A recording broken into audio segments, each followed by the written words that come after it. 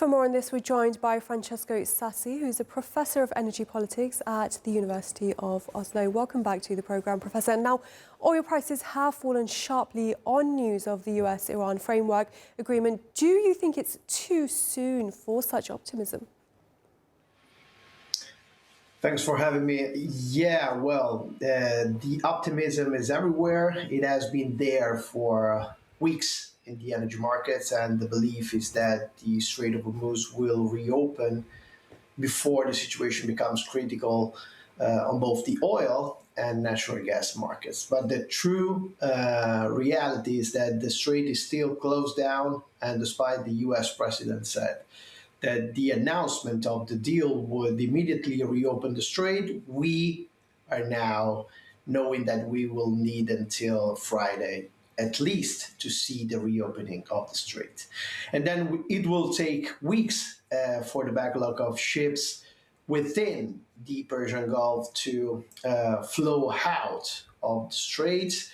And we will need more and more months to keep up with the reopening of energy infrastructure within the Persian Gulf, particularly in countries such as Iraq, Kuwait, Bahrain, Qatar, that have closed down production for months now. This is a 4-month situation that will continue to last as things stand, at least for the next couple of months. But then the uncertainty of what will happen from now until Friday, and then in the next 55 days, because uncertainty, that is the real framework of this deal. We don't know anything about the content of what has been agreed between the US and Iran. We can only speculate, but certainly the mistrust between the parties is really, really strong at this time.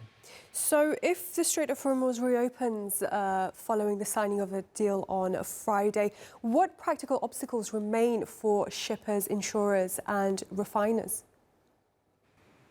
Well, the risks of conflicts resuming, of a drone striking an energy facility or a ship in the Gulf remains as it was before.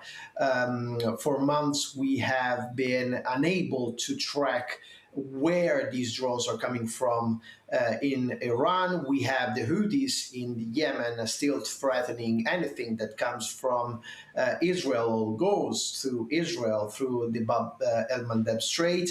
And we will have to see how Iran will let flows of oil and gas coming back to the Strait of Hormuz, a strait where the leverage of Iran has been very much strengthened through the latest 4 months. And at the same time, we will need to see the US lifting the blockade over Iranian oil. We have seen the US jets, fighters striking Iranian tankers belonging to the Shadow Fleet that was transporting Iranian oil, increasing the risk premium for insurers and oil transporters. We have so many variables that look towards and suggest further instability, and that instability will last for weeks, that we will need to make continuous assessment about what is really happening in the Strait of Hormuz compared to the headlines coming from